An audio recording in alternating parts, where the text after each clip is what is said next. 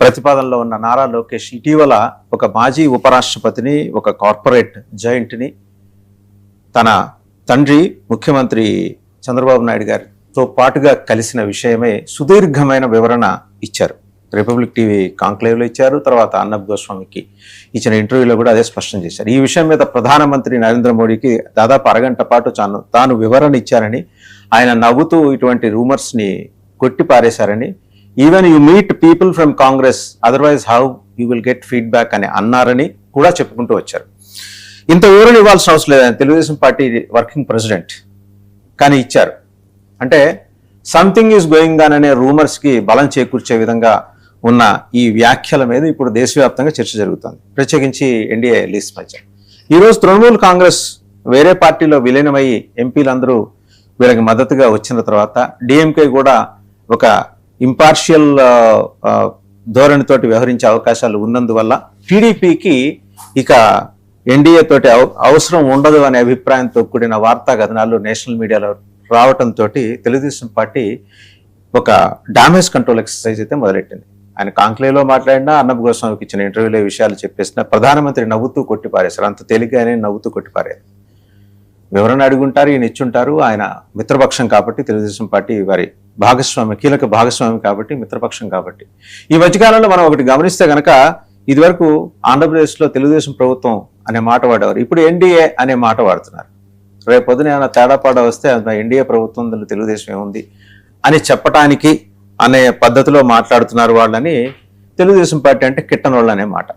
So ఓవరాల్గా ఏంటంటే యువ నాయకుడు లోకేష్ చేసిన వ్యాఖ్యలు ఈరోజు పెద్ద దుమారం రేపాయి. ఆయన క్లారిటీ ఇచ్చారు, ఎవరేం బెంగెట్టుకోక్కర్లేదు, మేము బేషరతుగానే ఎన్డీఏలో కొనసాగుతున్నాం, మేమేమి కండిషన్స్ పెట్టలేదు చెప్పేసి. అండ్ మాకు మంచి సంబంధాలు ఉన్నాయి భారతీయ జనతా పార్టీతోటి, అండ్ మా రాష్ట్రం అభివృద్ధి అనేది ఏకైక ఎజెండా ఇది.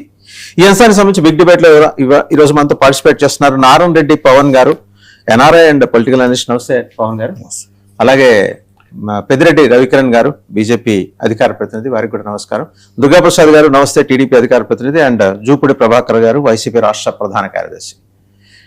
టు స్టార్ట్ విత్, ఇలాంటి స్పెక్యులేషన్ ఎందుకు వచ్చింది, దాని మీద వివరణ ఎందుకు ఇచ్చుకోవాల్సి వచ్చింది, అసలు వివరణ ఇవ్వాల్సిన నెసిటీ ఏంటి? దుర్గాప్రసాద్ గారు.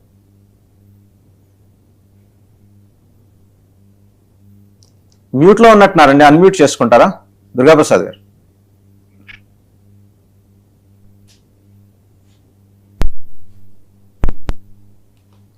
ఓకేనండి.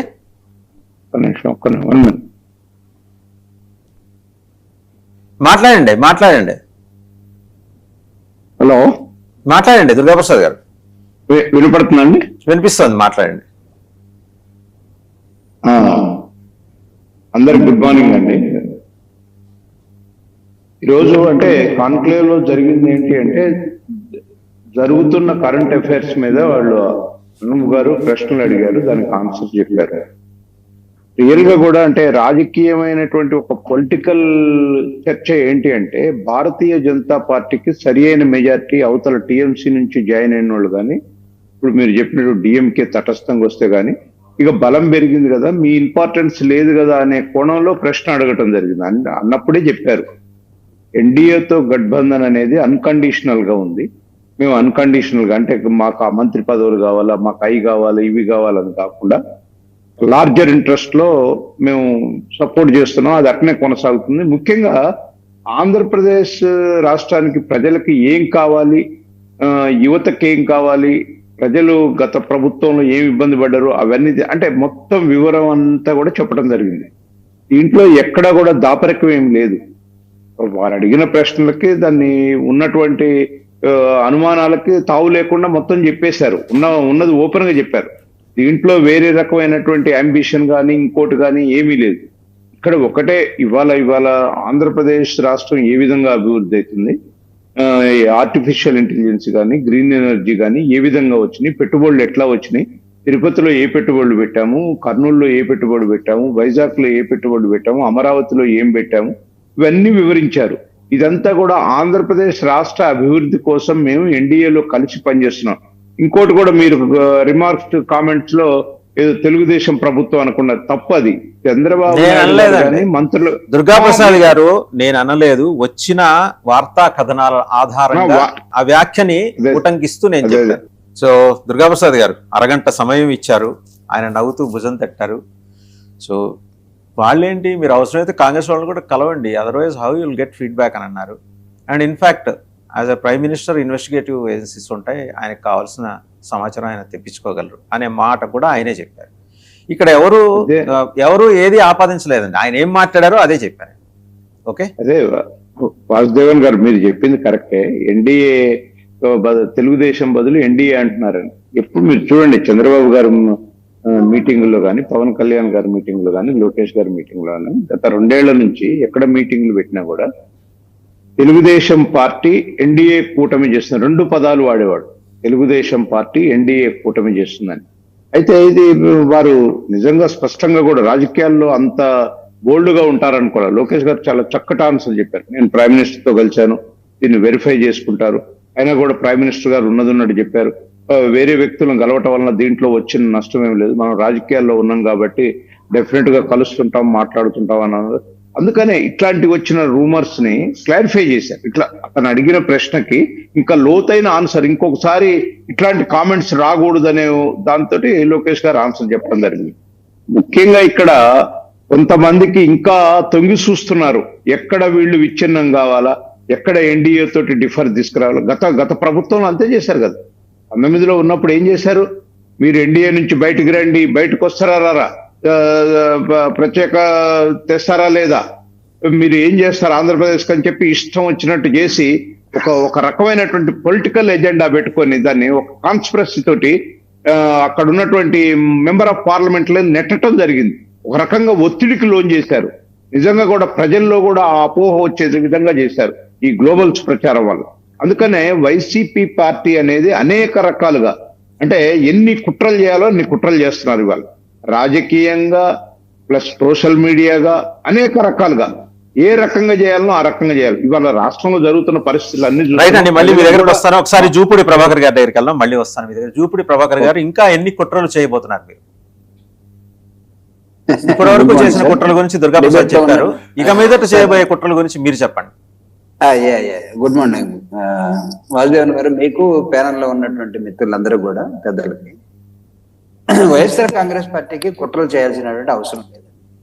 ఎందుకంటే వైఎస్ఆర్ కాంగ్రెస్ పార్టీ ఆవిర్భావం నుంచి ఇప్పుడు దాకా ఏ రోజు ఎవరి మీద కుట్రలు చేసి వచ్చింది కాదు. కుట్రలకి బలైనటువంటి పార్టీగా వైఎస్ఆర్ కాంగ్రెస్ పార్టీని చూస్తుంది. ఇది ఒకటి ఉన్న మిత్రులందరూ కూడా ఐ థింక్ హిస్టరీని చూస్తే వాళ్ళకి అర్థమవుతుంది.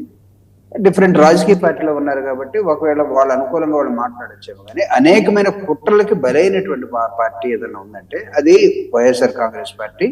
ప్రత్యేకంగా జగన్మోహన్ రెడ్డి గారు ఈ కుట్రల్లో చాలా బలవుతూ వచ్చాడు. సో మాకు అవసరం కూడా లేదు. ఇప్పుడు ఉన్న మీరు చెప్పినటువంటి కంటెక్స్ట్ ఏంటంటే, it is a conclave conducted by the నాకు రిపబ్లికన్ టీవీ అనుకుంటాను, ఆర్ అదర్వైజ్ రిపబ్లికన్ టీవీ. ఇంకో మిగతా వాళ్ళు అడిగినటువంటి ప్రశ్న, లోకేష్ గారు దుర్గా ప్రసాద్ గారు చెప్పినట్టుగా, అన్న చెప్పినట్టుగా చాలా ఓపెన్ గానే చెప్పాల్సినటువంటి పరిస్థితి అక్కడ తెచ్చుకున్నారు. అంటే చెప్పకుండా దాటేస్తాడే అదైతే ఎవరు అనుకోలేదు. కానీ ఆయన ఎందుకు వస్తున్నాయో అనుమానాలు ఎవ్రీ 3 months కి 6 months కి every again and again TDP మీద ఇలాంటి రూమర్స్ వస్తున్నాయి. కానీ క్లారిఫై చేయాల్సిన అవసరం ఉంది. ప్రైమ్ మినిస్టర్ గారికి ఆయనకు ఉన్నటువంటి అభిజ్ఞాన వర్గాల బోగట్ట ద్వారా, నిఘా విభాగాల ద్వారా, ఇంటెలిజెన్స్ ద్వారా ప్రతి మినిట్ ఉంటుంది. ఆయన కూడా క్లారిఫై చేశాడు, ఇచ్చాడు. మీరు కూడా కాంగ్రెస్ వాళ్ళు కూడా కలవండి అని తప్పే ఉందండి. ఇది కాంగ్రెస్ తో కలవరనే ఉంది. నిన్న చూశారు కదా డీకే శివకుమార్ గారు ఏం చెప్పారు. రాజధాని గారు మీరు మాట్లాడుండొచ్చు. We are going to create history. Chandrababu Naidu గారిని, రేవంత్ రెడ్డి గారిని ఉద్దేశించి ఆయన మాట్లాడిన మాటలు ఏంటంటే, we are going to create a history. ముగ్గురు ముఖ్యమంత్రులు హిస్టరీ క్రియేట్ చేయబోతున్నారు. ఎవరి మీద, ఏంటి, ఎందుకు, ఇది వాటర్ ఓన్లీ వాటర్ కోసమే ఉంటుందా లేకపోతే రాజకీయాల కోసం? రాజకీయాలు లేకుండా ఏముండదండి. మనం మాట్లాడేటప్పుడు చాలా మంది అంటారు కానీ ఇక్కడ రాజకీయాలు మాట్లాడదండి. రాజకీయమే అది పవిత్రమైంది. ఎందుకు అది ఆ టైంలో ఎందుకు అది కరేపాకు అయిపోతుందో నాకైతే తెలియదు. కానీ రాజకీయాలు మాట్లాడుతుంటే రాజకీయమే మనం మాట్లాడేది, చేసేది కూడా రాజకీయమే. ఈరోజు ఉదయాన్నే మీరు కూర్చున్నా, మేమందరం కూర్చున్నా, we are all to talk about politics. Politics అంత పవిత్రమైనటువంటిగా భావించి మనం ఉంటాం. ఉన్నటువంటి వాళ్ళందరూ కూడా చాలా సింపుల్ పర్సన్స్ అయి ఉండొచ్చు. సింపుల్ ఇన్ ద సెన్స్ వాళ్ళ వే ఆఫ్ లైఫ్ లో మీరున్నారు senior most journalist, you have seen కన్నాంతరాలను చూసి వచ్చేసి భారత రాజకీయాలను చూసి విశ్లేషించగలిగినటువంటి వ్యక్తులుగా ఉండి ఈ రోజు మాట్లాడుతున్నామంటే రాజకీయాలు మాట్లాడుతున్నాం. సో ఇలాంటి జరిగేటువంటి నేపథ్యంలో పాపం లోకేష్ గారికి వచ్చిన ఇబ్బంది ఏంటంటే అంతమంది మధ్యలో ఎన్డీఏలో భాగస్వామిగా తెలుగుదేశం అవసరం లేనప్పుడు కూడా ఉంటుందా లేదా? అవసరం లేనప్పుడు నేను పదం ఎందుకు నేను వాడినంటే మమతా బెనర్జీ గారు వెస్ట్ బెంగాల్ పాలిటిక్స్ చూసిన తర్వాత రిజల్ట్ వచ్చిన తర్వాత అమిత్ షా గారే ఒక స్టేట్మెంట్ ఇవ్వడం జరిగింది. Now onwards we are not going to align in any elections in future with any political party. ఇది ఆయన ఇచ్చిన స్టేట్మెంట్. అప్పటికి ఏమైపోయింది, నితీష్ కుమార్ గారు బీహార్ నుంచి కంఫర్టబుల్ గా ఆయన రాజ్యసభకు రావడం జరిగింది. నితీష్ కుమార్ తోటి ఏ ప్రాబ్లం లేదు అనేది అర్థమైపోయింది. తర్వాత తృణమూల్ కాంగ్రెస్ లో కంఫర్టబుల్ గా ఒక చీలిక ఏర్పడటం, తీసుకొచ్చారో లేదా పక్కన పెట్టడం, ఏర్పడటం, అది గందరగోళానికి గురవటం, డిఎంకే సైలెంట్ అవటం, చాలా అంశాల్లో కాంగ్రెస్ తోటి కాస్త నర్మగర్భంగా ఉండటం, తర్వాత శివసేన మహారాష్ట్ర ప్రాంతం నుంచి ఒక అలజడి షిండే వర్గంలో ఒకళ్ళు కలిసిపోతారంటాం.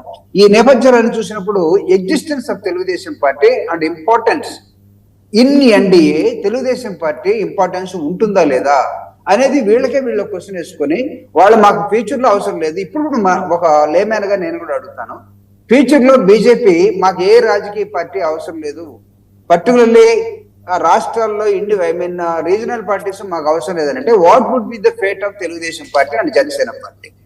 ఇది ప్రతి జనసేన కార్యకర్తకి ఆలోచన రావచ్చు, తెలుగుదేశం పార్టీ కార్యకర్తకి ఆలోచన రావచ్చు, మీకు రావచ్చు, నాకు రావచ్చు. నెక్స్ట్ ఎలక్షన్స్ లో తెలుగుదేశం పార్టీ ఎన్డీఏలో ఉంటుందా ఉండదా? ఎందుకంటే అమిత్ షా గారు ఎన్డీఏలో మాకు ఎవరు అవసరం లేదు, BJP is going to in the fray independent, మేము ఇండిపెండెంట్ గా ఉండదలుచుకున్నాం అని చెప్పేశారు. Then what is the necessity?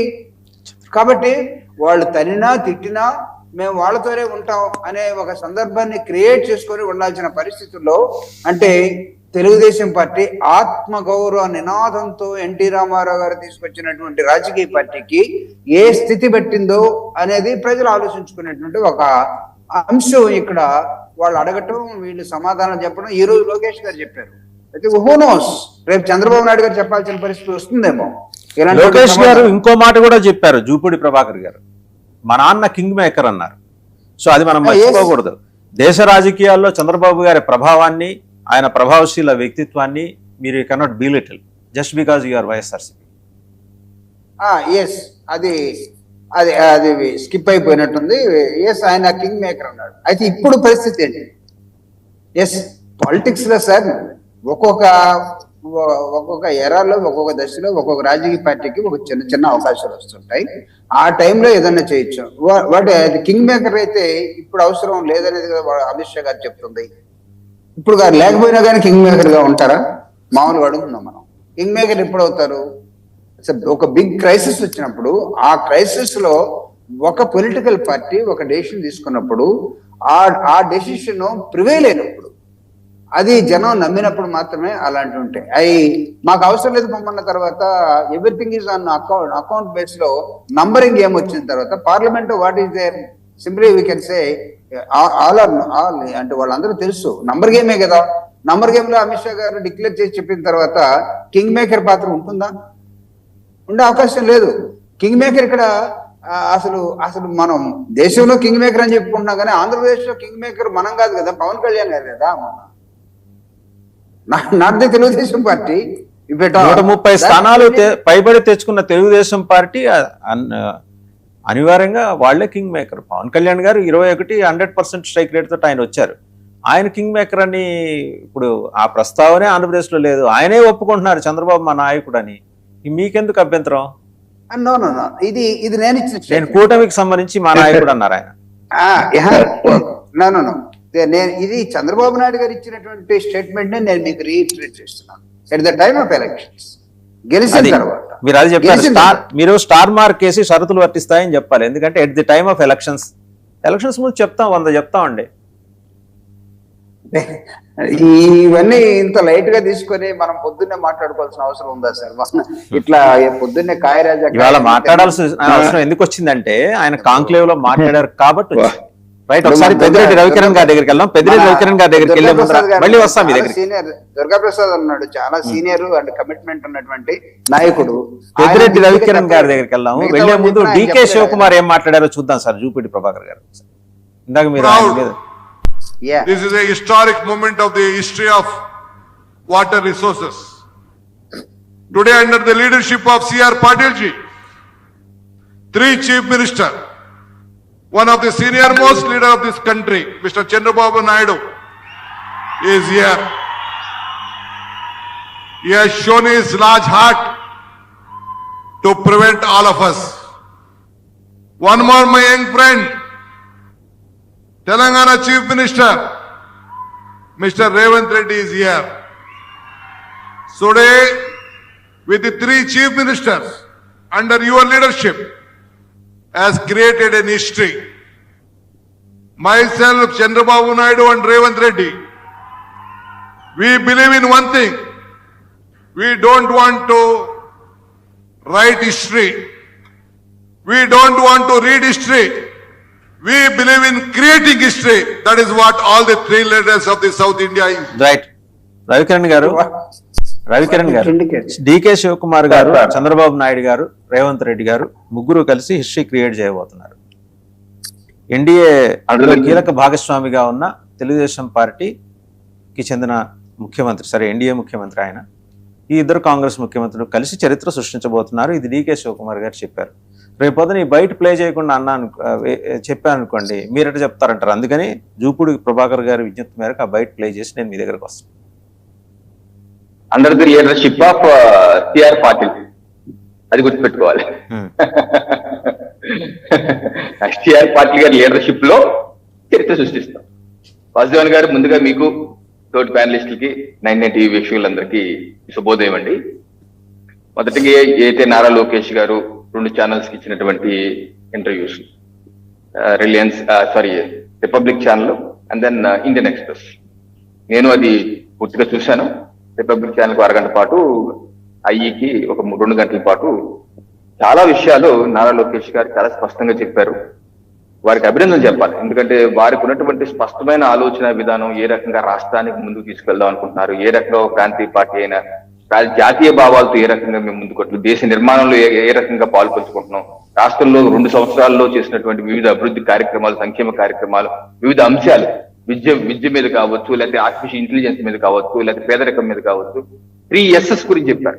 Speed, stability and service. ఏ విధంగా మా ప్రభుత్వం, రాష్ట్రంలో ఎన్డీఏ ప్రభుత్వం ముందుకెళ్తుంది, చాలా విషయాలు చెప్పారు. I really appreciate. వారికి ఈ సందర్భంగా ఈ ఛానల్ తరఫు నుంచి నేను, నా తరఫున ఈ ఛానల్ వేదిక ద్వారా అభినందన శుభాకాంక్షలు తెలియజేస్తాను. 2, అయితే ఈ యొక్క ఇండియన్ ఎక్స్ప్రెస్ ప్రతినిధి అనంత్ గారు అడిగినటువంటి ప్రశ్న, ఆయన ఏమడిగారు, నేను ఒక రూమర్ విన్నాను, నేను సౌత్ ముంబైలో ఉంటాను, which is cut off from rest of the country, so normally I hear something which is normally rumour, can you please clarify అన్నారు. నేను సౌత్ ముంబైలో ఉంటాను, పెద్దగా కనెక్ట్ అవ్వను, నాకు తెలియదు ఇది రూమరు, ఈ రూమరా అవునా కాదా ఏంటో మీరే చెప్పండి. మీ నాన్నగారు మీరు కలిశారట కదా, ఒక మాజీ ఉపరాష్ట్రపతిని, ఒక బిజినెస్ మ్యాన్ ని, దేని గురించో అని అంటే, జనరల్ గా ఆ ప్లేస్ లో, నారా లోకేష్ గారి ప్లేస్ లో ఉంటే మీరే రూమర్ అంటున్నప్పుడు దానికి నేనే సమాధానం చెప్తా అని చెప్పేసి వదిలేస్తారు. జనరల్ గా చూస్తుంటాం, ఎక్కువ మంది వదిలేస్తారు. మీరే రూమర్ అంటున్నారు కదా, దానికి నేను చెప్పేది ఏంటి, అది రూమరే అని చెప్పండి. బట్ నారా లోకేష్ గారు దాన్ని తీసుకుని ఎక్స్ప్లెయిన్ చేసిన తీరు నేను అభినందించాలి. ఎక్కడ ఆయనకి దాపరికాలు లేవు, దాచుకోవాల్సింది. ఎందుకంటే తప్పు చేయని వాళ్ళకి దాపరికం ఏంటి, తప్పు చేయని వాళ్ళకి, తప్పు చేసిన వాళ్ళే దాచుకుంటారు. సో తప్పు చేయని వాళ్ళకి కల్మషం లేకుండా చాలా స్పష్టంగా ఉన్నప్పుడు దాయాల్సిన అవసరం ఏంటి.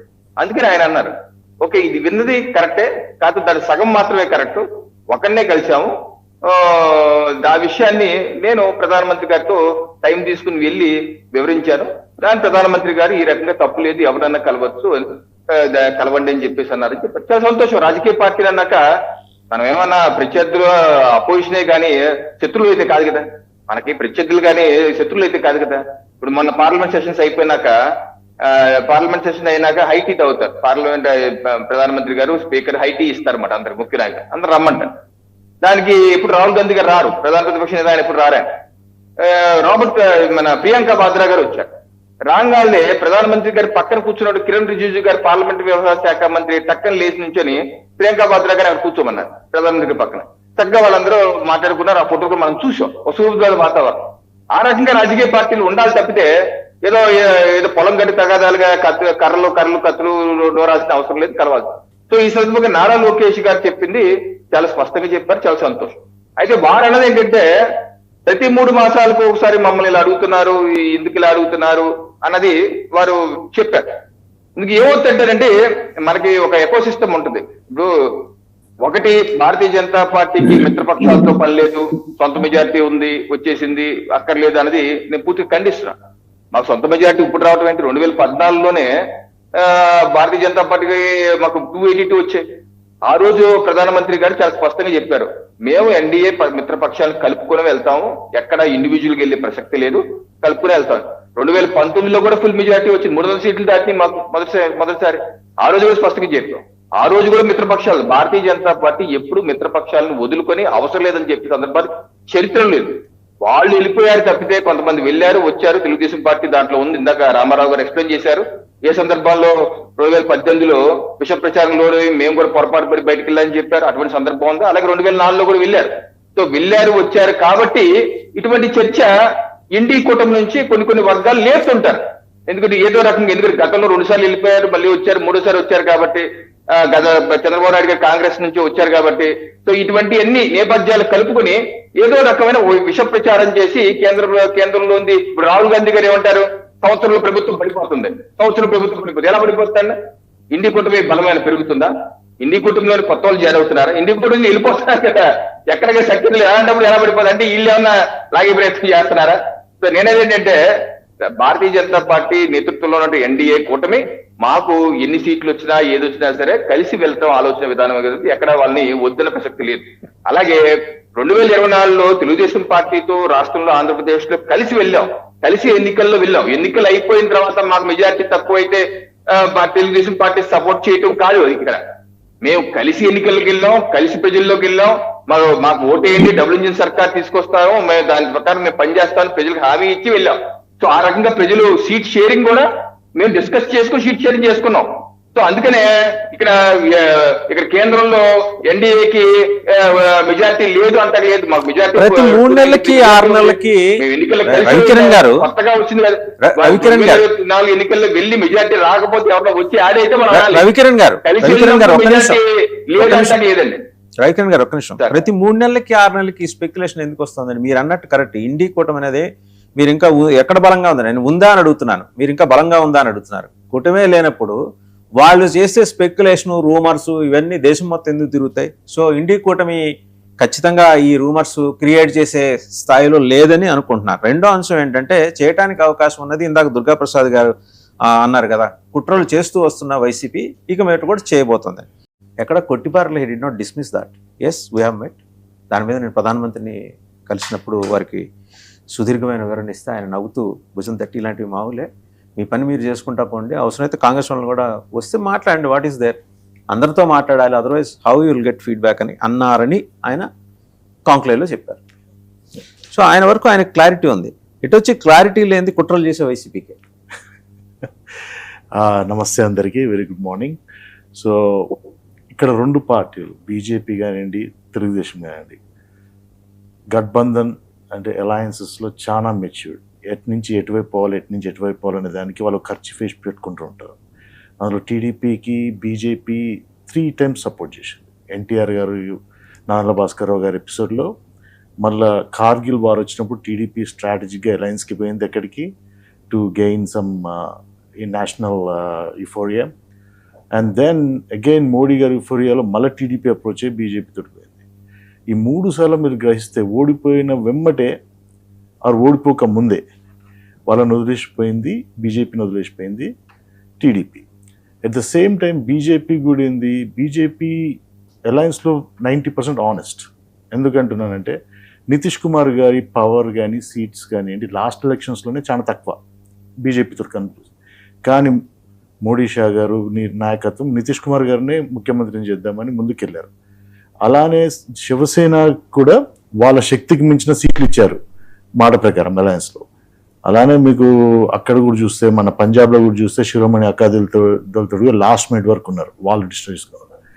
But the TDP track record is different. at the same time. And history has seen that. And Chandrababu Naidu garu is a very, very matured and very smart politician.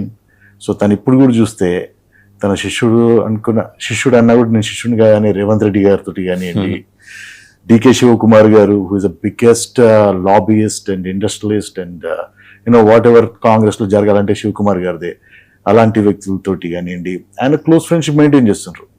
ఇవాళ 3 ప్రభుత్వాలు కలగడం సంతోషకరం.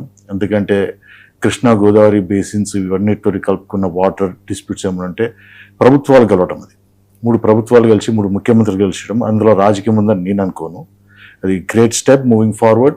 But at the same time A political signal, అంటే అందరికీ జర్నలిస్టులకి పత్రికలకి political signal పోతుంది.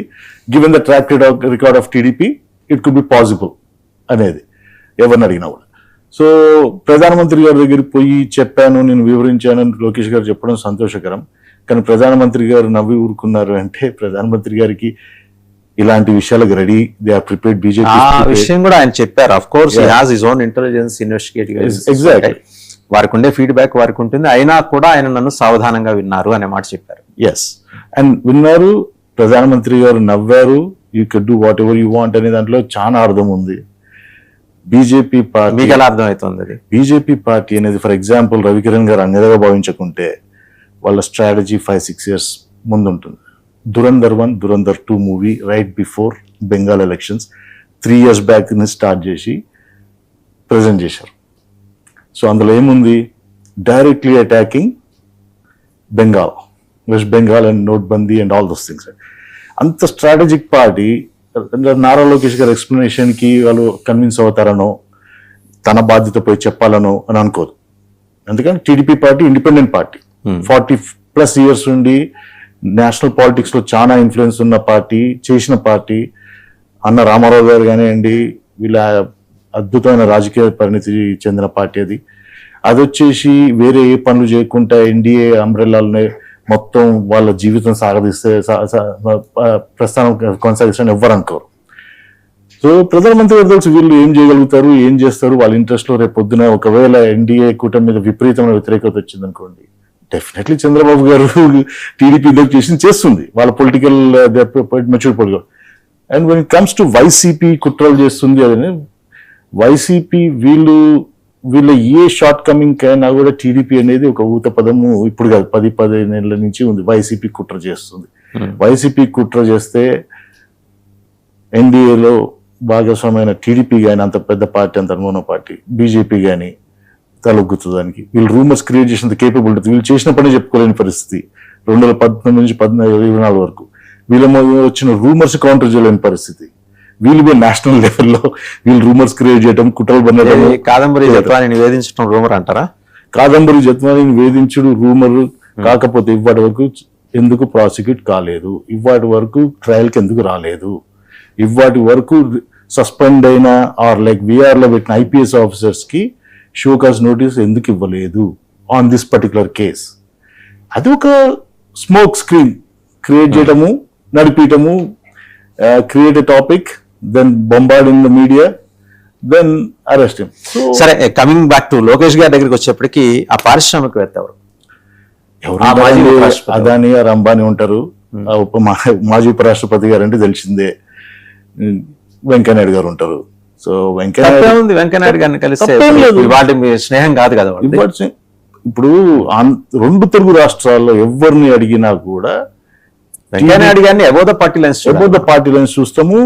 Senior నాయకులు and బీజేపీని మన స్టేట్ కి ఇంట్రడ్యూస్ చేసిన ఇవాళ ప్రతి నాయకుడు బీజేపీ 2 రాష్ట్రాల్లో ఆయన శిష్యుడే.